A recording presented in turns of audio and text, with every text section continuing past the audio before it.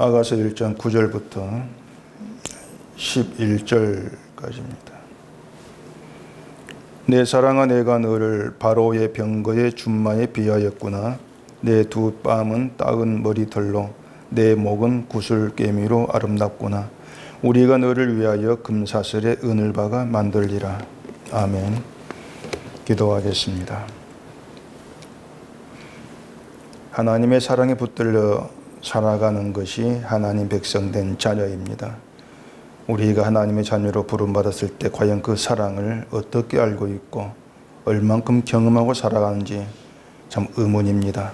오늘 말씀으로 그 사랑의 내막을 깊이 깨달아 알게 하시고 하나님께서 사랑하신 그 사랑 안에서 감사하고 찬송과 평강을 누리는 저희가 될 수 있도록 해주시옵소서. 예수님 이름으로 기도합니다. 아멘. 우리가 하나님의 사랑을 너무 쉽게 얘기를 합니다. 그런데 그 쉽게 얘기한 하나님의 사랑을 우리가 실제 이 세상의 삶에서 실감하고 느끼고 살아가는가 이렇게 묻는다면은 참 대답하기가 사실 곤란하다, 그렇게 얘기할 수 있을 것입니다. 왜 그런가 하면은 우리의 지금 현재 삶을 두고 내가 하나님의 사랑을 받고 있는가 생각해 보면은 이 사랑을 받고 있다 그렇게 느낄 만큼 어떤 좋은 쪽으로 우리가 인도되고 있다는 생각이 별로 들지를 않기 때문에 그렇습니다. 다시 말해서 우리는 하나님의 사랑을 늘 세상 일과 자꾸 결부를 시킨다는 겁니다. 하나님의 사랑은 우리를 늘 좋은 쪽으로 이끌어간다. 물론 우리 입장에서 좋은 쪽이죠. 그렇기 때문에 늘 지금의 우리 겪고 있는 형편들 상황들은 어떤 하나님의 사랑과 결부시키기 곤란하다는 느낌을 늘 우리가 받고 있는 겁니다. 하나님의 사랑이 우리를 인도하고 있다면은 이런 일이 왜 있을까? 이런 생각들이 늘 사라지지 않고 우리 안에 도사리고 있다고 하는 것이죠. 그런데 이제 그런 생각들, 그런 문제에서 우리가 분명히 이제 알아야 되는 것이 뭔가 하면은 하나님이 우리를 사랑하지 않아서가 아니고 사랑에 대한 우리의 인식, 사랑에 대한 우리 어떤 지식이랄까요? 우리가 알고 있는 내용, 늘 그게 이제 문제가 된다고 하는 것입니다. 우리는 사랑이라고 하는 게 그렇죠. 남녀가 서로 사랑할 때에도 서로 사랑하는가, 사랑을 또 그 경험하고 느낀다고 하는 것은 서로를 잘해줄 때 그 사랑을 느끼지 않습니까? 그래서 잘해주는 감정 또 느낌, 여기에서 우리 사랑을 확인하게 되어지는데, 그렇기 때문에 다들 그러죠. 사랑이란 말은 그냥 말만 하면 안 되고 이제 표현을 해야 된다, 이런 생각들을 이제 많이 하고, 그 표현하는 것을 상대방이 원하는 걸 들어주고 기분 좋게 해주는 거, 이걸 사랑의 표현, 이렇게들 이제 받아들인다고 하는 거죠. 그것이 우리가 알고 있고 이해하고 있는 사랑의 수준입니다. 그런데 이제 그런 사랑에 대한 수준을 가지고 하나님의 사랑도 거기에 맞춰가지고 이해를 하고 해석을 하려고 하다 보니까 하나님의 사랑도 우리가 원하는 것을 들어주는 거, 내 기분 좋게 만들어주는 거, 늘 그런 식으로 우리는 해석을 가버린다고 하는 거죠. 그렇기 때문에 하나님의 사랑이 확인될 수가 없는 것이고 느껴질 수도 없는 거예요. 그러니까 대개의 기독교인이 알고 있는 사랑은 다 그런 것입니다. 나를 기분 좋게 해주는 그런 사랑을 원하고 있고 그런 사랑을 기대하고 있는 것이죠. 하나님이 사랑한 자녀를 힘든 상태로 그냥 두고 보지 않을 거라는 상식들을 갖고 있는 거죠. 늘 그런 계산을 하고 있다고 하는 것이에요. 그런 점에서 이 세상은 하나님의 사랑을 전혀 알지를 못하는, 그렇게 결론을 내릴 수밖에 없는 겁니다. 왜냐하면 하나님의 사랑은 절대로 그런 것이 아니기 때문에 그래요. 하나님은 인간이 기대하는 그런 수준으로, 그런 사랑으로 일하시지를 않습니다. 근데 우리는 늘 내 입장에서, 인간의 그런 입장에서 성경을 보기 때문에 늘 나를 좋게 해주는 그런 사랑을 베푸는 하나님, 그런 신을 자꾸 포기하지를 못하는 거예요. 그게 우상인데 그 우상을 포기하지를 못하는 거죠. 그러면서 나를 사랑해주는 신을 찾아가는 거죠. 거기 이스라엘 제약상이었어요. 나를 사랑해주는 그런 신, 나를 기분 좋게 해주는 그런 신의 일은 저기 애굽에 있고 아수르에 있고 다른 이방 나라의 신이 있더라. 그런 신들을 이제 끌어들이고 있는 것이죠. 근데 그러한 것들이 사실 이제 저주 아래에 있다는 증거인 거죠. 그런 이제 모습들이.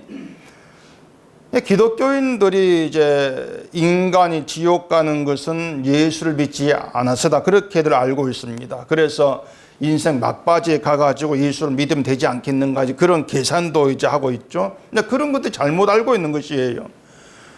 예수를 믿지 않아서 지옥 가는 것이 아니고 예수를 믿을 믿음이 없다는 그것이 이미 지금 지옥 백성으로 살고 있다는 겁니다. 그 생각을 안고 있는 거죠.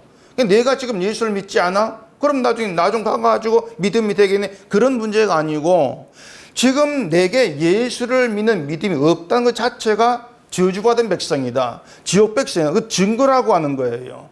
믿음 없다고 하는 것이. 그러면은 그 하나님의 사랑을 어떻게 얘기를 해야 되는가 하면은 우리에게 믿음이 주어진 거죠. 믿음이 없는 자에게 믿음이 주어졌다. 그걸 사랑받은 것으로 얘기할 수 있어야 한다는 것입니다. 믿음 없는 상태에서 믿음이 주어졌다고 하는 거죠. 근데 사람들은 믿음을 선물로 주셨다는 그 사랑에 그냥 시큰둥합니다. 그런 사랑을 좀 못마땅히 한다고도 할 수가 있을 겁니다. 왜냐하면은 예수를 믿는 건 내가 할 수 있는 문제지 않는가. 늘 그 생각을 갖고 있는 거예요. 그래서 믿음을 주신 것이 사랑이 아니라 내가 열심히 예수를 믿으면은 하나님이 그런 날 사랑하실 것이라고 생각을 하죠. 그래서 내가 열심히 믿을 때 날 사랑하시고 내가 원하는 걸 보상으로 베풀어 주신다. 자, 그렇게들 자꾸 결부시켜 가지고 알고 있는 것입니다. 그게 사랑의 내용으로 이제 굳어져 있는 것이죠. 그런 생각 가운데에서 믿음의 열심을 내보았다고 예를 쓰지만 결국에 믿음이 없고 또 사랑을 알지도 못하는 저주받은 자로 살아가는 것일 수밖에 없는 것이죠. 그런 실상을 모른 채 그렇게 살아갈 수밖에 없는 거예요. 그러니까 그런 내막들, 내가 내 열심을 끄집어내는 게 이미 저주받은 그런 백성의 모습일 뿐이라는 거, 그 내막을 모른다는 거, 이건 역시도 저주 아래 있는 현상이에요. 그러니까 저주받은 자로 있기 때문에 그런 내막도 모르고 있는 것이죠. 우리에게 성령이 주어지고 믿음이 주어지면 인간은 내막을 알게 되어 있습니다. 내가 내 열심을 의지하고 내 열심을 끄집어내어서 하는 게 나가려고 하는 자체가 이 저주의 모습이야. 이걸 알아채게 되어 있어요. 근데 그걸 알아채지를 못하고 있다는 것 자체가 저주 아래 현상인 거죠.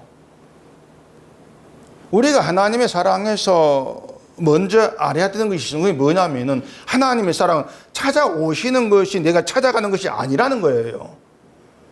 하나님은 우리가 찾아오기를 기다리는 그런 분이 아닙니다. 하나님의 사랑은 찾아오기를 기다려서 찾아온 자에게 베푸는 그런 사랑이 아니에요. 다시 말하지만 그건 우상이에요. 하나님의 사랑은 찾아오는 사랑입니다.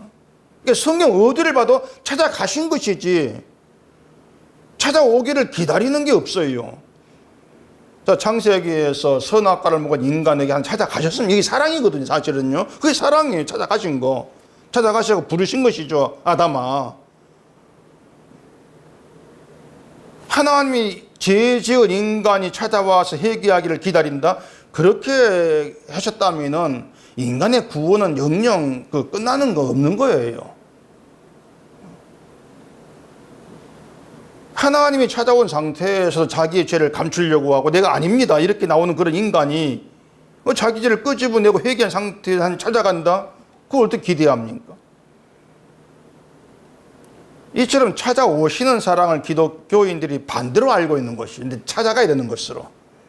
그래서 내가 믿음의 열심을 내면은 하나님이 나를 사랑하실 것이라고 그렇게 생각하는 거, 이것이 내가 하나님을 찾아가서 받아내려고 하는 그 사랑, 그렇게 여겨버리는 겁니다. 그렇기 때문에 찾아가기 위해서 뭐가 필요합니까? 하나님의 사랑을 받을 만한 모습을 갖춰야 되죠. 찾아가려면은, 사랑받으려면은 하나님이 사랑하실 만한 그런 나로 나를 그럴듯하게 예쁘게 꾸며가지고 하나님 찾아가서 사랑을 받는 이쁜 자의 모습, 그런 것을 구상하거든요. 그렇기 때문에 지금의 그 기독교인들은 늘 자기를 장식을 하고 자기를 꾸미는 데 관심을 둬요. 믿음 좋은 사람 이런 식으로. 그게 지금은 교회가 행하고 있는 거지 않습니까? 교회 생활에 열심으로 자기를 장시하고 꾸며가지고 자꾸 믿음이 이제 그 특출한 그런 신자, 믿음이 아름다운 그런 신자가 되어서 사랑도 받고 복도 받겠다 이런 발상이지 않습니까? 그래서 이제 주의를 지킨다, 기도한다, 구제한다, 뭐 전도한 이런 것도 결국 뭔가 하면은 자기의 어떤 믿음을 장식하려고 하는 장식품이에요. 결국에는 그렇게 이용하는 것밖에 안 된다는 거죠. 그런 것들을 주렁주렁 달고 나서 딱 괜찮지 이렇게 자기를 보여주는 것으로 자기를 뽐내고 있는 것이죠. 그런 것들이 뭐냐면 하나님의 사랑은 찾아가는 사랑이라는 걸 모르기 때문에 그런 헛된 일이 자꾸 마음을 늘 뺏겨 버리는 겁니다. 그래 아가서를 제가 말씀을 드릴 때에 하나님의 사랑은 찾아오시는 사랑이다. 찾아가는 그런 사랑이라고 이제 말씀을 드렸는데 그 아가서에서 사랑받은 여인이 도망을 치는데도 불구하고 자꾸 쫓아가는 사랑이에요.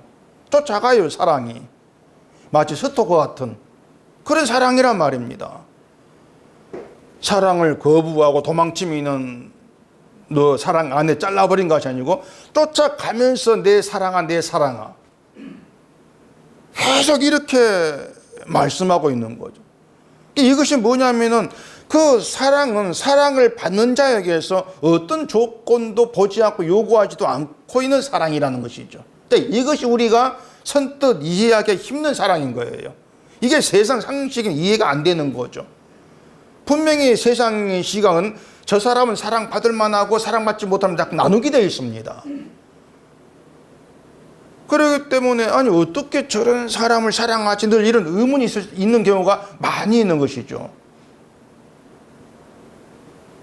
우리가 볼 때는 도무지 저건 사랑받을 만한 모습이 아닌데 사랑한다 하니까 그걸 믿지를 못하는 거예요.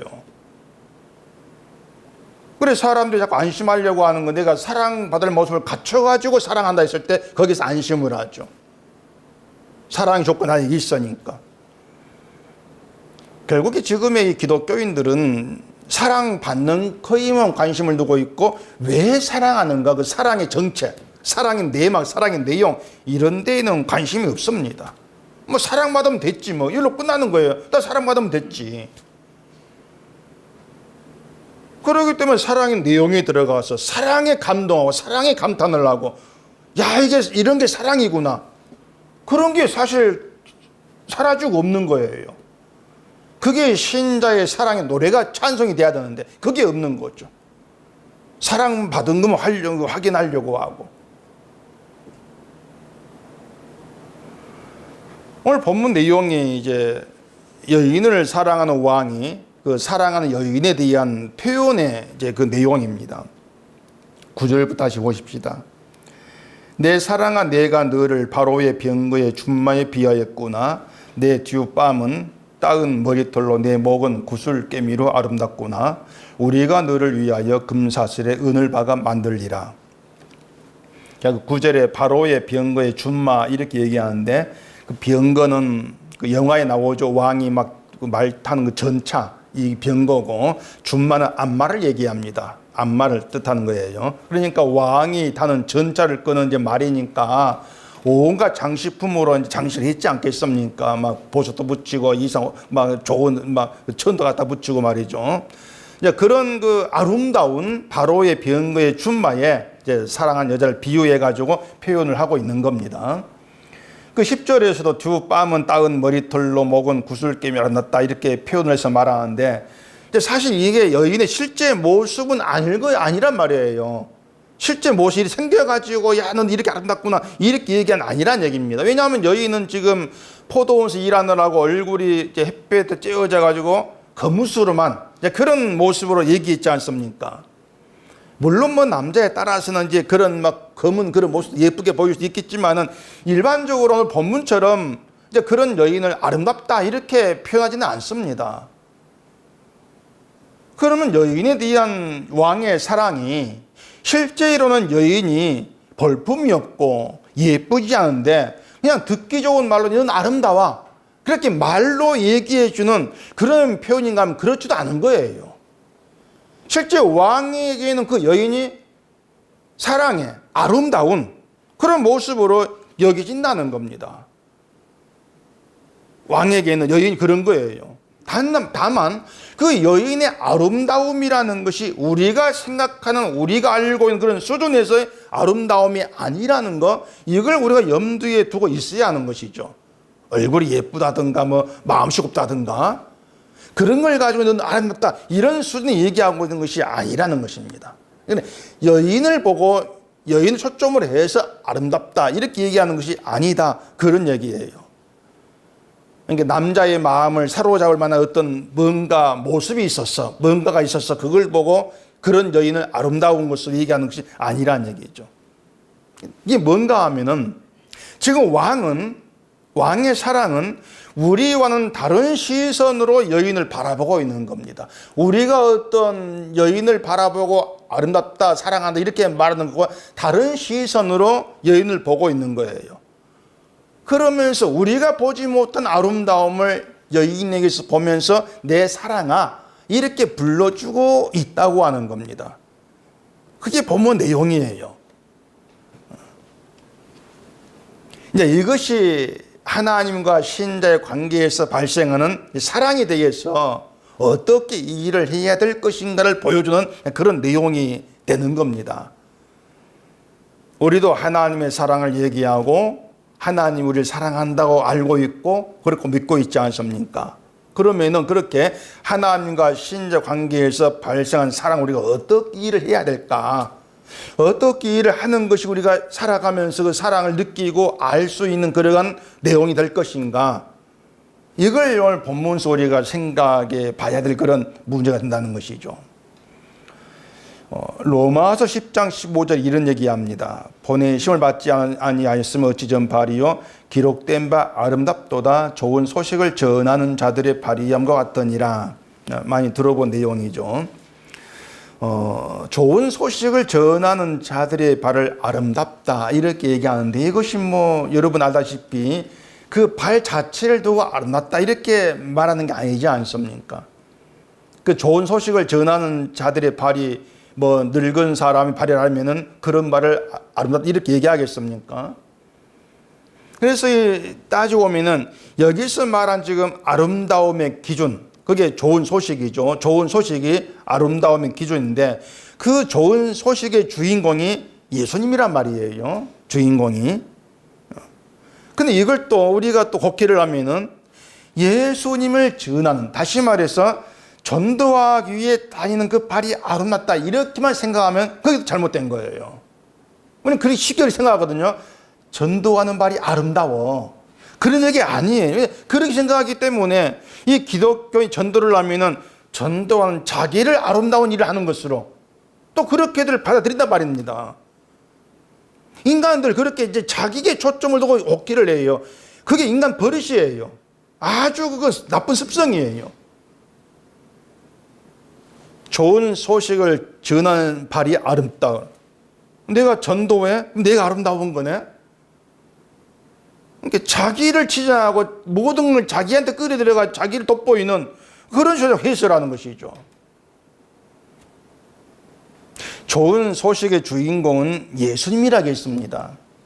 그러면은 그 주인공인 예수님을 전하는 사람들의 특징은 자신이 주인공이 아니라는 걸 분명히 한다는 거예요. 무슨 말 아시겠죠? 좋은 소식을 내가 전합니다. 그 소식의 주인공은 예수님이에요. 그럼 내가 주인공은 아니죠. 그걸 아는 게 정말 좋은 소식을 전하는 자들의 특징이란 말이에요. 내가 주인공이 되면 안 된다는 걸 알아요. 예수님이 주인공이 돼야 되니까, 그 주인공이니까 난 빠져야 돼. 늘 나는 빠져야 될 존재로 그렇게 인식을 하고 있다는 것이죠. 그래서 좋은 소식이 무엇인가를 알고 그 소식을 전하는 사람들은 내가 예수를 전해서 당신이 믿게 되었다 이렇게 안 나옵니다. 당신의 믿음은 몽땅 다 주님의 능력이고 은총이다 이렇게 말하게 되는 것이죠.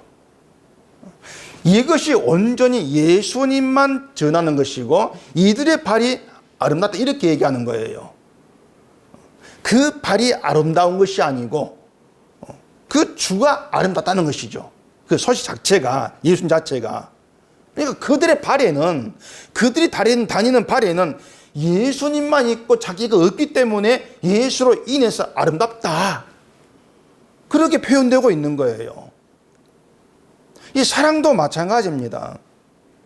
9절에서 사랑한 여인을 내 사랑아 이렇게 부르는 것이 당연하게 다가오겠지만은 사실은 여기에도 깊은 의미가 있습니다. 그게 뭐냐면 왕이 내 사랑아 이렇게 여인을 불러줌으로써 왕 앞에 여인은 아름다운 여인으로 서게 된 거예요. 여인이 아름다운 게 아니라겠습니다. 여인에게는 아름답다고 이렇게 일컬으면 조건이 없어요. 없는데 왕이 여인을 사랑한다는 그 사랑 근거로 내 사랑아 불러주는 것 때문에 아름다운 거예요. 왕의 사랑 때문에. 여인의 아름다움이 아니다. 우린 여기에 선을 좀 잘 그을 수가 있어야 한단 말입니다. 그 왕이 사랑한 여인의 이름이 술람이라고 했는데, 근데 이 술람이라는 이 이름이 아가서에다 한 번만 나옵니다. 이상하게. 한 번만 나와요. 아가서가 사랑의 노래고 왕이 여인을 사랑하는 그런 노래라면은 여인의 그 이름이 자주 나와야 되겠죠. 내 사랑 술람이, 내 사랑 이런 식으로. 근데 이상하게 술람 이름이 딱 한 번 나옵니다. 아가서 6장을 보십시다. 아가서 6장 13절. 돌아오고 돌아오라 술람 여자야 돌아오고 돌아오라 우리가 너를 보게 하라 너희가 어찌하여 마하나임에서 춤추는 것을 보는 것처럼 술람미 여자를 보려느냐. 여기 딱 한 번 술람미라는 이 말이 이제 나오는데 내 사랑아 술람미 이렇게 얘기하지 않습니다. 돌아오라 돌아오라. 뭔가 좀 다구치는 것 같은 그런 말이에요. 돌아오라 돌아오라 술람미 여자야. 그러니까 뭐냐, 왕이, 여자가 왕으로부터 도망친 겁니다. 왕이 사랑해서 도망친 거예요. 도망친 여자를 이를 부르면서 돌아오라고 하는 것이에요. 그러니까 술람미란 이름이 뭐냐면은 왕의 사랑이 싫다고 하고 도망치는 모습으로 등장한단 말입니다. 술람미란 여자는. 그게 우리 이름이에요. 인간의 이름이란 얘기예요. 우리의 이름이라고 하는 건 딴 게 없어요. 하나님의 사랑이 늘 싫다고 도망치는 자. 그게 우리 이름밖에 안 된다. 그게 우리다. 그렇게 보시면 된다는 얘기입니다. 우리가 보통 사랑한 여자를 부를 때 이름 붙여 말하거든요. 사랑한 영자씨 이런 식으로 말이죠. 그런 점에서 내 사랑 술람 이렇게 말하지 않고 그냥 내 사랑이라 이렇게 얘기하고 있는 것은 술람이란 여인에게 초점을 두지 않는 사랑이라고 우리는 그렇게 생각할 수 있다는 얘기예요. 여자에 초점을 두지 않는다는 얘기입니다. 그래서 이 사랑에 대해서, 하나님의 사랑에 대해서 우리가 잘못 생각하고 있는 것은 늘 나에게 초점을 두는 상태에서 하나님의 사랑을 이해를 하고 확인하려고 한다는, 이건 잘못이에요. 절대 그건 하나님의 사랑을 알아갈 수 있는데 걸림돌이에요. 나에게 초점을 둔다는 것이. 그러면 어디에 초점을 둬야 되겠습니까? 당연히 하나님의 사랑이 나타났고 확증된 십자가죠. 그게 우리가 두어야 될 사랑의 초점이죠. 그 예수님의 피가 흘려진 십자가에 초점을 두고 사랑을 생각하게 되어지면은 하나님의 사랑은 나에게 잘해주는 게 아닙니다. 나를 기분 좋게 해주는 그런 사랑이 아니고 저주 아래에 있는 늘 하나님의 사랑이 도망치는 그런 사랑받을 자격이 없는 자를 위해서 아들을 십자가에 못 박히게 하신 사랑. 우리는 그렇게 받아들일 수밖에 없는 거예요. 그게 진짜 하나님의 사랑의 내막이죠. 시편 131편을 보십시다. 시편 131편 1절입니다. 여호와여 내 마음이 교만하지 아니하고 내 눈이 오만하지 아니하오며 내가 큰 일과 감당하지 못할 놀라운 일을 하려고 힘쓰지 아니하나이다. 실로 내가 내 영혼으로 고요하고 평온하게 하기를 젖된 아이가 그의 어머니 품에 있음 같게 하였나니 내 영혼이 젖된 아이와 같도다. 이스라엘은 지금부터 영원까지 여호와를 바랄지어다.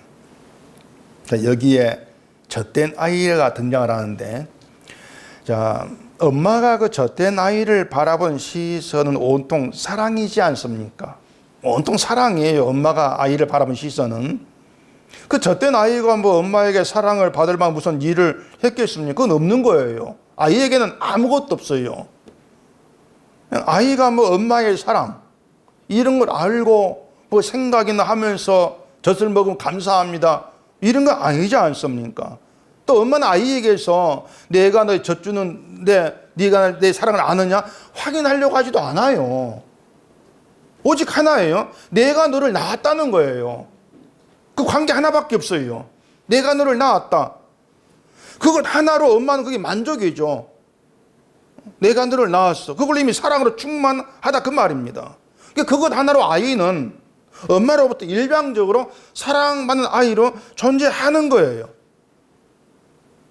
저땐 아이에게는요, 엄마의 사랑을 받기 위해서 뭔가 해야 된다는 그런 부담, 이렇게 전혀 없단 말입니다. 그 아이에게 무슨 그런 부담이 있겠습니까? 엄마의 사랑을 받으려면 내가 감사를 해야 되는가? 내가 엄마를 뭘 해야 될까? 이런 게 없는 거예요. 그래, 이런 사랑을 아는 것이 신자의 영혼을 고요하게 하고 평온하게 한다는 겁니다. 하나님 관계에서. 근데 이런 고요의 평강이 자기로 인해서 인간으로 깨지는 거예요. 자꾸 하나님의 사랑을 내가 뭔가 사랑받는 만한 조건을 갖추는 걸 생각하기 때문에 그런 고요와 평강이 깨져버리는 것이죠.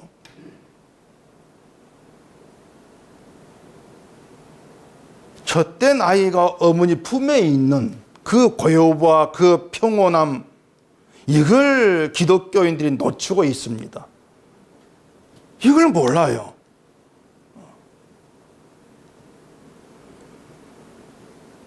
아이가 젖을 먹다가 그 젖을 깨물었다 해가지고 아프다고 너 나 사랑 안 해, 젖 안 줘, 이런 엄마 없잖아요. 근데 신자들은 아이 입장에는 불구하고 내가 이렇게 해서 저렇게 이걸 못해서 내가 사랑받지 못하는 것 아닌가? 전전긍긍하고 있는 거. 이게 우리가 이 시편 방금 131편 봐도요, 참 정말 사람들이 어리석음 가운데 있고 무지함 가운데 있고 정말 어떤 사탄의 그런 그 속성이 어떠한 것인가를 우리가 능히 알 수 있는 그걸 말해주고 있는 겁니다.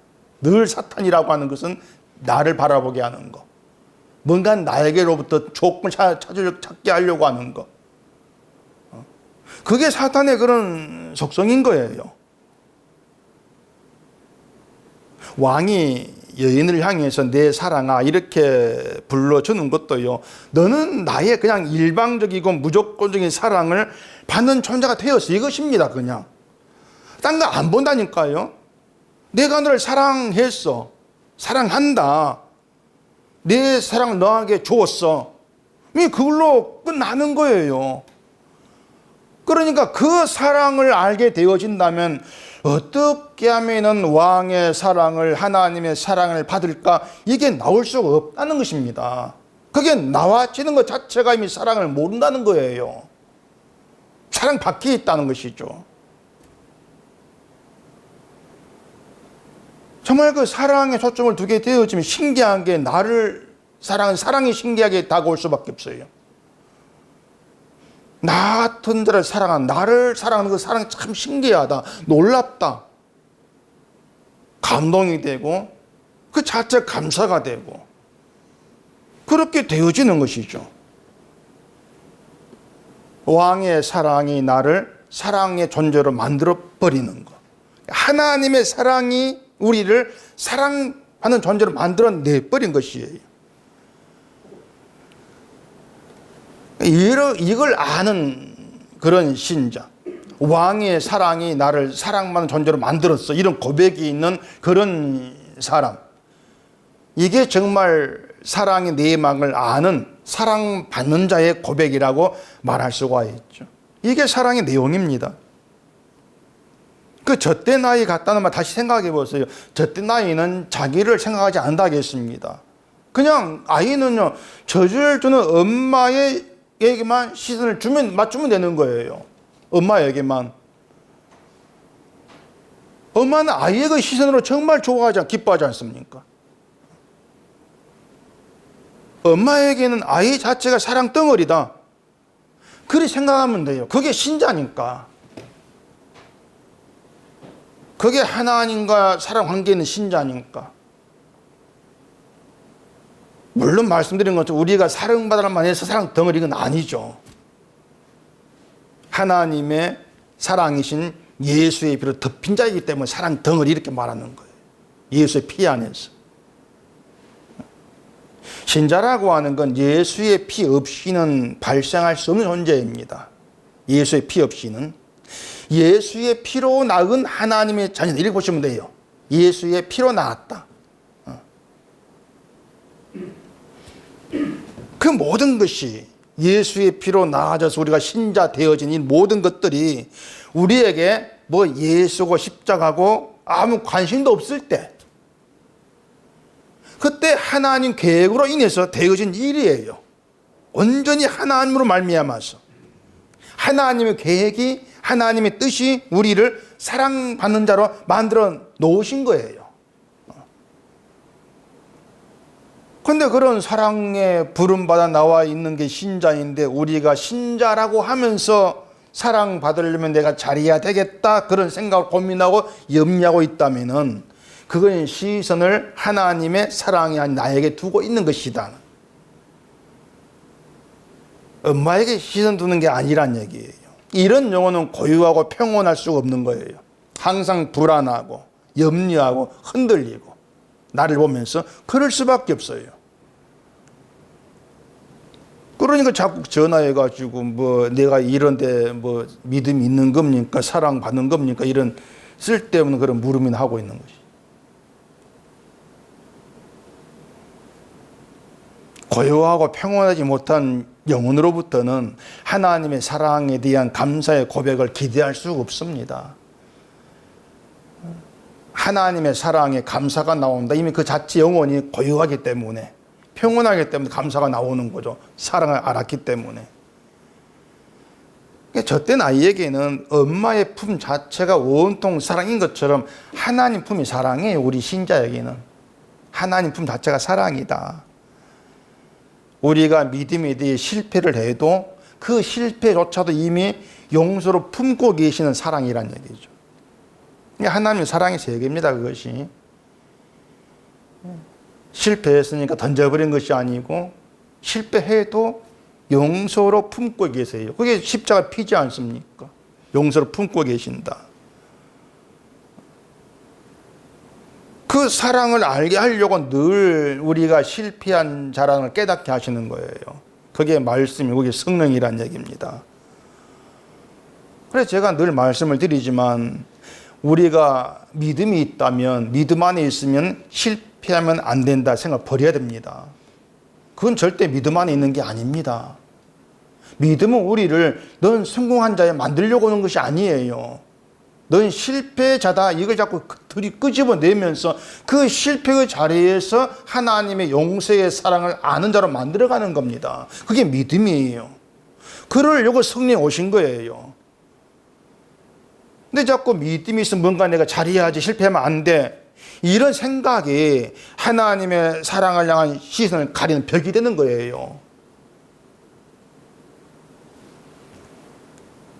실패하면 안 된다 이런 생각에는 하나님은 믿음의 실패한 자를 사랑하지 않는다 이런 생각이 담겨 있는 겁니다.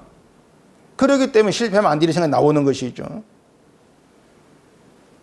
믿음의 실패하면 믿음이 없는 것이고 하나님의 자녀를 인정도 받지 못하는 것이고,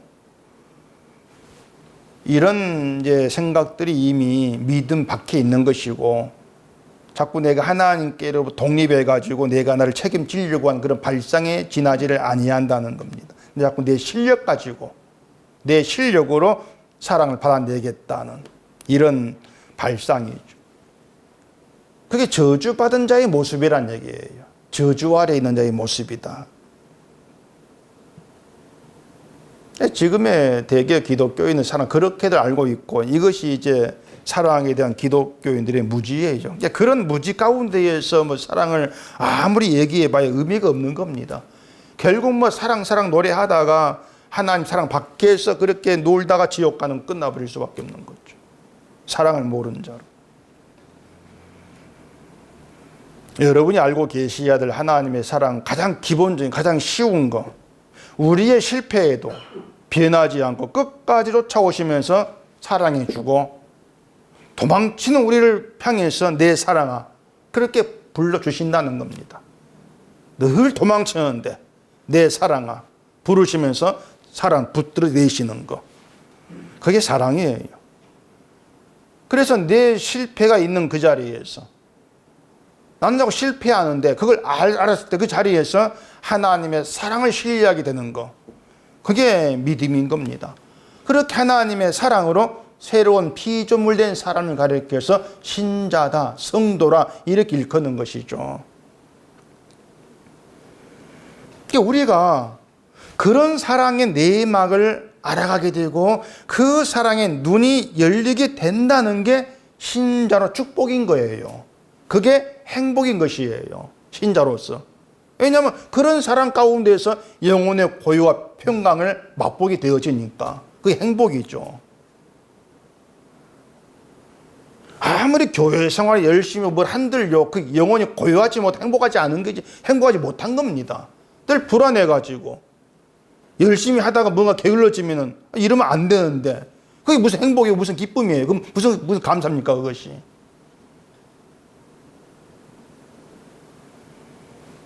그래 신자의 행복이란 그겁니다. 하나님이 택하시고 부르셔서 사랑을 준 하나님의 백성들만 누리고는 그 백성들만 알 수 있는 행복이에요. 왕이 여인을 향해서 내 사랑아 이렇게 부르면서 바로의 병거의 준마에 막 비교를 하고 뺨이 목이 아름답다 이렇게 하고 일종의 그 왕의 감탄사죠. 보면은 감탄사. 아 이렇게 아름답구나 감탄사. 네가 어쩜 이렇게 아름다우냐 그런 것인데 근데 그 감탄사가 얘기한 대로 여인이 뭐 왕의 마음을 끌어당길 만한 어떤 그런 아름다움을 갖고 있어서 나오는 감탄이라고 생각할 것이 아니고 왕이 주는 사랑 안에서 그 왕이 아름답고 감탄하는 것으로 그렇게 좀 우리가 일을 해야 한다는 겁니다. 왕의 사랑 받은 자, 그 사랑 안에서 감탄이 나온다. 왕의. 이것이 아가서의 사랑을 아가서를 통해서 나타나는 사랑이에요. 우리가 이런 사랑을 쉽게 이해할 수 있는 게 아니죠. 그래서 지금 우리에게 필요한 건 그겁니다. 우리가 알고 있던 사랑은 다 지워지는 겁니다. 다 지워져야 돼요. 기존에 알고 있던 사랑은 다 지워지고 하나님이 성령으로 알게 하시는 십자가로 확정된 그 사랑의 내막, 그게 우리 안 새겨져 가야 돼요. 근데 그 십자가로 확정된 사랑 우리 안 새겨져 가는 증거가 있습니다. 그게 뭐냐면 내가 사랑 받는 자가 되보겠다고 애를 썼던 모든 것들이 부질없는 거 다가오는 거. 다 부질없는 것이었건 다가오고 그러한 내가 미워지는 거예요.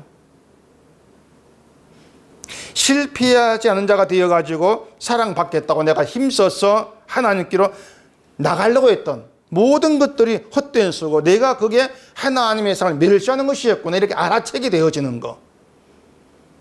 그게 십자가로 확정된 사랑이 내 안 새겨진 증거죠. 그 사랑이 새겨지니까 내가 사랑이 자꾸 밀쳐져 나가고 그게 미워지고 그렇게 나와질 수밖에 없는 거예요. 우리는 그런 사랑에 내가 애를 쓰려고 했던 그런 나를 미워하게 하는 그런 사랑에 시선 두면 되는 겁니다. 그럼 그게 맞는 거예요. 그렇게 우리가 하나님의 사랑에만 시선을 두게 되어지면은요, 우리가 신앙생활 이런 걸 해오면서 나에 대해서 부족하다고 생각했던 것들이 하나님께는 전혀 부족하지 않은 것이었다는 거. 우리는 그렇게 알게 될 거란 말입니다. 그러니까 내가 부족하다고 생각했던 것들이 하나님께는 아무것도 아닌 것들이요. 하는 거 보지도 않는단 말입니다. 뭐 기도가 부족해, 성경 보는 게 부족해, 열심히 부족해, 하나님 그런 것도 안 보신다는 거예요. 부족을 여기지를 아니하신다는 것이죠. 그러면서 오직 십자가의 사랑으로는 아름다워. 그렇게 여겨진다고 하는 거. 그러니 우리가 하나님의 그 사랑에 의해서 얼마나 대단한 존재로 높임받고 있냐고 하는 겁니다.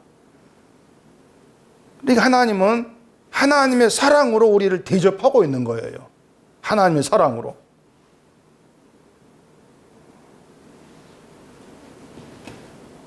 그게 술람 여인을 향해서 아름답다 이렇게 감탄하는 것과 같은 것이죠. 여인을 향해서 내 사랑아 부르는 것도 너에게는 부족한 게 없어 이런 의미가 담겨 있거든요. 내가 너를 사랑하는 게 충분해. 그게 내 사랑의 그 뜻이에요. 얼굴이 거무스름한 거 못생긴 거 나에게는 전혀 문제가 안 돼 그거예요. 나에게 문제가 안 된다. 왜? 내가 너를 사랑하는데 내 사랑이 너희 담겨 있잖아. 그걸로 충분해 그거예요. 근데 만약 여인이 왕의 사랑 앞에서 아이고 왕이여 나는 얼굴이 거무스름합니다. 그럼 왕이 그래? 그러면서 뭐 얼굴 관리하러 화장품 주겠습니까? 그게 아니고 네가 내 사랑 모르는구나. 이렇게 하겠죠. 그래서 말씀드린 것처럼 이 아가사가 말한 왕의 사랑은요. 우리가 알고 있는 그 사랑을 가지고는 해석이 안 된다는 겁니다. 안 맞아요 도무지 왕의 사랑이. 우리가 알고 있는 사랑의 출처는 인간입니다. 인간인데 아가사가 말한 사랑의 출처는 예수님이에요. 그걸 미리 보여주고 있는 것이죠. 사랑의 출처를 인간에게 두면은요, 인간이 잘하면 사랑을 받고 못하면 사랑받지 못해 이게 나옵니다. 지금까지 말씀드린 게 그 내용이었어요. 사랑의 출처는 인간이 아니다. 인간에게 두지 말라는 거예요. 하나님의 사랑의 출처는 인간이 아니라 예수라는 것입니다. 때문에 하나님의 사랑은 인간을 안 본다. 누굴 본다? 예수를 보실 뿐이란 얘기예요. 예수를 보신다. 그 예수님 보기 때문에 인간이 잘하고 못하는 거 아무 상관이 없이 예수님의 그 피 흘림, 예수님 잘하심 이걸 근거로 그 택한 자를 변함이 없고 끝까지 포기하지 않고 사랑하신다. 그게 사랑의 내막이다. 그래서 우리가 실패도 사랑은 그대로라는 것이에요. 실패해도. 이런 사랑을 우리가 잘해야 돼 이런 대도하는 사탄의 발상을 자꾸 더럽히는 거죠. 더럽히는 거예요.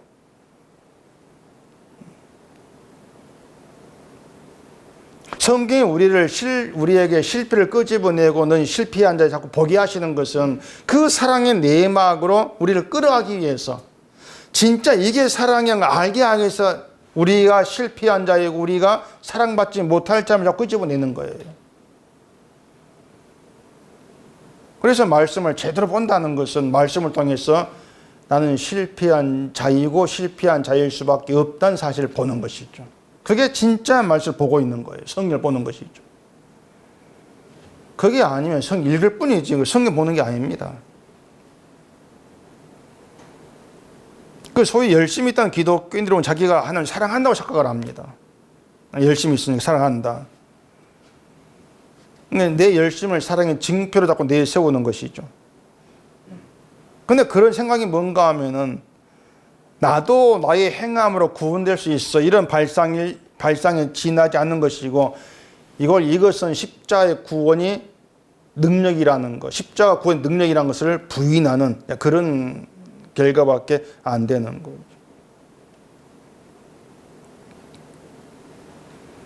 천국은 하나님의 사랑으로 채워진 나라입니다. 천국이에요.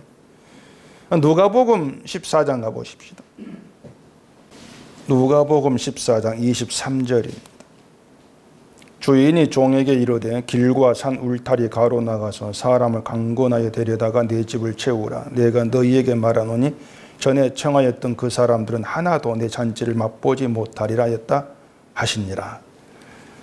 주인이 잔치를 베풀고 많은 사람을 청하였는데 그 청함받은 사람들이 제각기 자기 일이 있다는 걸 핑계로 못 가겠다 이렇게 이제 거부했지 않습니까?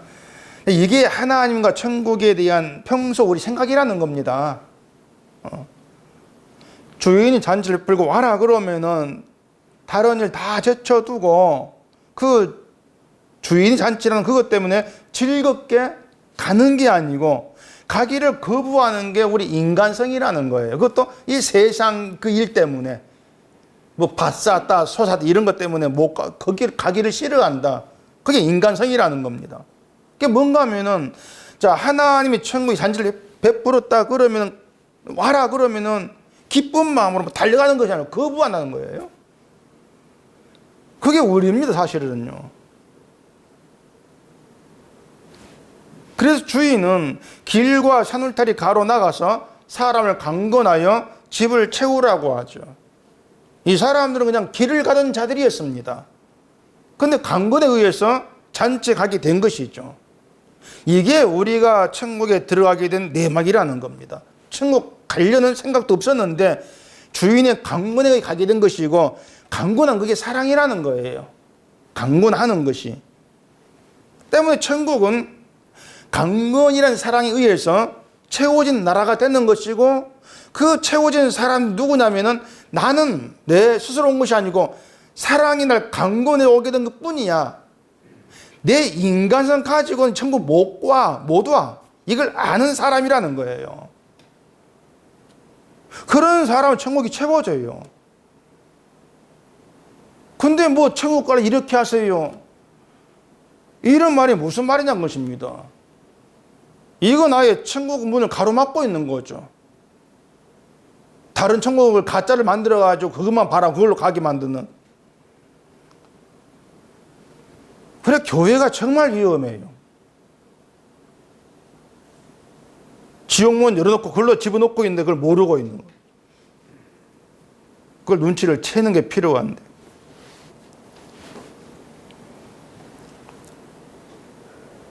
천국은 나를 강권하는 게 사랑이고 도망치고 싫어하는 붙들어 집어넣는 게 사랑이고 그래서 그 사랑의 시선을 함께 두는 그게 천국이다. 그 천국을 미리 맛보는 교회라고 하는 겁니다. 교회는 누구도 뭐 천국을 좋아하고 뭐 이런 사람들끼리 모이는 것이 아니고 천국을 싫어하는 사람들 그걸 아는 자들이 모여가지고 강권받은 사랑을 감사와 노래하는 그렇게 함께하게 되어지는 겁니다. 그게 교회인 거예요. 십자가에 피 흘려 죽으신 예수의 사랑으로 채워진 나라가 천국인 것이고 그런 천국 사람으로 택함 받은 그들을 향해서 하나님 내 사랑아. 그래서 그 사랑은 우리에게 사랑을 줬고 있는 것이 아니고 주의 피가 조건이 되어서 사랑아 이렇게 부르고 계신다는 거죠. 그렇기 때문에 내 사랑아 이런 분호 앞에서 우리의 모든 것 다 부인되어져야 돼요. 나는 아닙니다. 다 부인되어져야 돼요. 그게 사랑을 정말 알 때 나오는 부인이 되는 것이에요. 그 아가서 1장 4절에 그러죠. 왕이 나를 그의 방으로 이끌어 들이시니 너는 나를 인도하라. 우리가 너를 따라 달려가리라. 우리가 너로 말미암아 기뻐하며 즐거워하니 내 사랑이 포도주보다 더 진함이라. 처녀들이 너를 사랑하며 마땅하니라. 여인이 왕의 방으로 들어갈 수 있는 근거는 사랑밖에 없습니다. 그 여인이 무슨 뭐 보관 대작의 딸이라는 그런 높은 신분을 가졌다 해도 그 신분 가지고 왕의 방으로 들어가지를 못해요. 여인이 왕의 방으로 들어갈 수 있는 유일한 건 왕의 허락이죠. 근데 허락은 왕이 사랑하는 자에게만 주어진단 말입니다. 사랑을 근거로 해서. 우리가 하나님이 계신 천국에 들어간다는 생각해 보세요. 왕의 방으로 들어가는 거예요. 그 하나님이 계신, 왕이 계신 그 천국에 들어간다고 했을 때 이 땅 어떤 신분 가지고 못 들어갑니다. 다만 왕의 사랑이 근거가 되어서 우리를 들어와라 이끌어 들이시는 천국인 것이죠. 그 사랑이 독생자 아들의 피에 근거가 된 사랑이다. 이 내용을 알게 된 사람만이 내 사랑이 포도주보다 진함이다. 이걸 알고 예 맞습니다 고백을 하게 되어지는 것이죠. 그 포도주가 주는 세상 기쁨보다도 왕의 사랑에 주는 기쁨이 더 진하다, 더 크다 이렇게 나오는 거예요. 그래 우리는 하나님의 사랑의 관계에서 매일같이 하나님의 사랑으로 살고 있습니다. 이게 진짜 이게 우리 현실이에요. 사랑으로 살고 있습니다. 하나님 우리를 사랑으로 묶으시고 내 사랑아 그렇게 매일 불러주신다고 아시면 돼요. 하나님의 그 사랑을 나에게 시선 두고 생각을 하면 알 수가 없어요. 얘기 안 들어 모릅니다. 왜냐하면 지금 내가 사랑받는 것처럼 느끼지가 않으니까. 지금 살아가는 게 힘들다 사랑만 느낌이 없는 거예요. 나에게 시선 두면 내가 좋을 때 평안할 때 내가 사랑을 받구나 그렇게 느껴지다가 또 그 평안이 사라지면은 그 사랑도 사라져버린 것이죠. 그건 사랑을 아는 게 아니에요.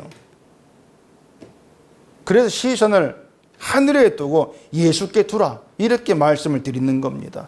우리의 시선을 예수께 두게 되어지면은 내가 평안하든 평안하지 않든 뭐 삶이 어떻게 힘들든 상관없이 예수님 언제나 나의 죄를 대신 지고 십자가에 피 흘린 그 모습 그대로 계실 거란 말입니다. 다른 게 없어요.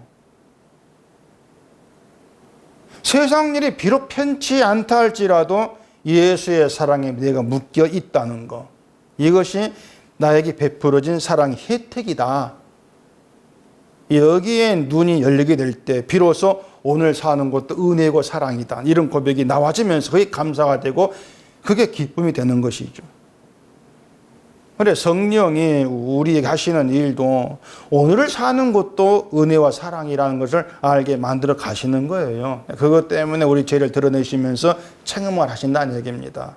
그 사랑의 내막을 알게 하시려고. 여인이 왕의 사랑을 입었다. 사랑이라는 그 하나가 근거가 되어가지고 바로의 병거의 준마에 비교되고 아름답다 칭송을 듣는 것처럼 우리도 하나님의 사랑을 입었고 그 예수의 피의 사랑, 용서의 은혜가 주어졌다. 그것 때문에 아름다운 자로, 거룩한 자로 여김 받는다는 겁니다. 우리가 그런 사랑스러운 존재, 그런 조건을 가진 것이 아니고 예수의 피의 사랑이 그렇게 거룩하고 아름답다는 거예요. 그 사랑이 우리를 둘러쓰고 있다는 거죠. 그래서 우리를 행함, 어떻게 사는가 이걸 보시는 것이 아니라 예수의 피의 용서, 그 용서를 보시면서 내 사랑아 이렇게 불러주고 계신단 말입니다. 딴 거 아니고 이런 하늘의 사랑에만 시선 두고 살아가시기를 바랍니다. 기도하겠습니다. 아버지 하나님, 이 시간도 하나님의 그 사랑이 어떤 내막을 품고 있는가를 우리가 이 시간 말씀을 통해 들었습니다. 도무지 사랑받을 자격이 없는 우리를 향해서 내 사랑아 부르신 근거가 십자가 예수의 피에 있다는 것을 늘 잊지 않게 하시옵시고 그 사랑 때문에 감사하고 기쁨이 있는 저희가 되게 해주시옵소서. 예수님 이름으로 기도합니다. 아멘. 주기도문 하겠습니다. 하늘에 계신 우리 아버지, 아버지 이름을 거룩하게 하시며 아버지의 나라가 오게 하시며 아버지의 뜻이 하늘에서와 같이 땅에서도 이루어지게 하소서. 오늘 우리에게 일용할 양식을 주시고 우리가 우리에게 잘못한 사람을 용서해 준 것 같이 우리 죄를 용서해 주시고 우리를 시험에 빠지지 않게 하시고 악에서 구하소서. 나라와 권능과 영광이 영원히 아버지의 것입니다. 아멘.